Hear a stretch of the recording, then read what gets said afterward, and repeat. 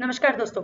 BSc IPF की इस श्रृंखला में आज हम बात करेंगे सेक्टर फंड या फिर थीमेटिक फंड। इस विषय पर हमने पिछले सत्र में अलग अलग क्या क्या इक्विटी में निवेश करने के वक्त एक निवेशक के पास क्या क्या विकल्प उपलब्ध होते हैं इसके बारे में चर्चा की थी। हमने इंडेक्स फंड क्या होते हैं ये देखा, और आज के सत्र में हम जैसे कि बात करिए कि चर्चा करेंगे कि सेक्टर फंड या थीमेटिक फंड क्या होते हैं इस विषय में।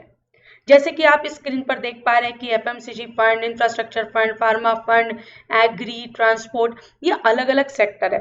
ये सेक्टर फंड्स या थीमेटिक फंड उन निवेशकों के लिए है कि जो निवेश करते वक्त किसी एक सेक्टर स्पेसिफिक पोर्टफोलियो में निवेश करना चाहते हैं। ये एक म्यूचुअल फंड ही होगा, लेकिन जब कोई एक स्कीम कहेगी कि हम सेक्टर फंड है और हम एफएमसीजी सेक्टर में काम करेंगे, तो जो कोई भी एयूएम इकट्ठा होगा वो एफएमसीजी सेक्टर में लगेगा। कोई कहेगा कि हम एग्री में काम करेंगे तो एग्री में लगेगा। कोई पावर फंड होगा तो पैसा सारा पावर में लगेगा। और उसी के साथ साथ दूसरा मतलब कि थीमेटिक फंड। थीमेटिक फंड वो होते हैं कि कोई एक थीम पकड़कर कि रूरल और लाइफस्टाइल, यदि ये एक थीम है तो उस थीम में जरूरी नहीं कि कोई एक स्पेसिफिक सेक्टर का ही चयन किया जाए, किसी एक सेक्टर के ही कंपनियों में निवेश किया जाए। हो सकता है कि रूरल और लाइफस्टाइल यदि कहा है तो उसमें शायद पावर भी आएगा, उसमें शायद बैंक भी आएगा, उसमें शायद रूरल है तो एग्री भी आएगा। सो अलग अलग सेक्टर्स में वहां पर निवेश हो सकता है। सो जब थीम कहते हैं तो मल्टी सेक्टर होता है। अब एक तरफ है सेक्टर फंड और एक तरफ है थीम फंड। सेक्टर फंड एक सेक्टर बोला तो स्पेसिफिक उसी सेक्टर में निवेश होगा, लेकिन जब थीम की बात करेंगे तो वहां पर मल्टी सेक्टर निवेश होगा। तो जब रिस्क की बात आती है, जोखिम की बात आती है, क्योंकि सेक्टर फंड में एक ही सेक्टर में निवेश करके स्पेसिफिक बताकर ही निवेश किया जा रहा है, तो वो सुपर रिस्की हो जाएगा। सुपर हाई रिस्क यदि हमारी रिस्क एपेटाइट कहती है, जोखिम लेने की क्षमता यदि कहती है कि हम ज्यादा रिस्क ले सकते हैं, बहुत ज्यादा रिस्क लेने की क्षमता रखते हैं, तो हमने सेक्टर फंड का चयन करना चाहिए।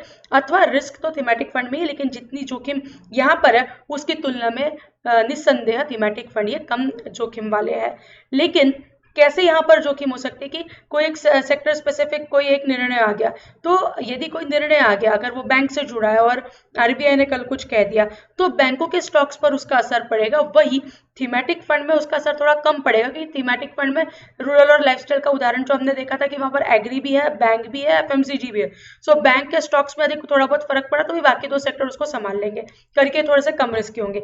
एक्सपेंस रेशियो ये दोनों के हमेशा हाई रहते हैं, 2%, 2.25%, 2.5% के ऊपर इसके एक्सपेंस रेशियो मिलेंगे। टैक्स की यदि बात करेंगे तो 15% short term capital gain tax, और गेन्स पर 10% विदाउट इंडेक्सेशन। यदि आपके गेन 1 लाख से ऊपर है तो 1 साल के पश्चात पैसे निकालते हैं। तो यूजुअली 100 रुपए, कुछ एएमसी है कि 100, 500, 1000 रुपए, मतलब 100 और 500 की भी एसआईपी दे रहे हैं, लेकिन 500 और 1000 के एसआईपी तो लगभग सभी एएमसी दे रही। लमसम डालना तो 5000 रुपया कम से कम डालना पड़ता है, लेकिन 1000 रुपए कोई फंड्स है कि जो 1000 रुपए से भी हम शुरुआत कर सकते हैं।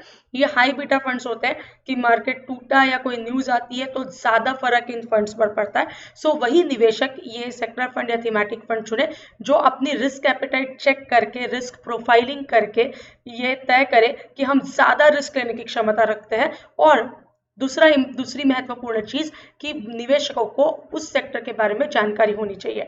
एक बात समझ लेनी कि अपने पैसों पर अपने से ज्यादा प्यार और कोई कर ही नहीं सकता। तो जब हम निवेश करें तो ये सारी चीजें समझ कर कि उस सेक्टर के बारे में हमें क्या समझता है, भविष्य में क्या हो सकता है, सारे इफ एंड बट्स के बारे में सोचकर ही हमने निवेश करना चाहिए। सो ये आज हमने बात करी सेक्टर फंड्स के बारे में। यदि और कुछ जानकारी चाहते हैं तो कमेंट सेक्शन में जरूर लिखिए। आपको हमारे सत्र पसंद आ रहे, इसके लिए बहुत बहुत धन्यवाद।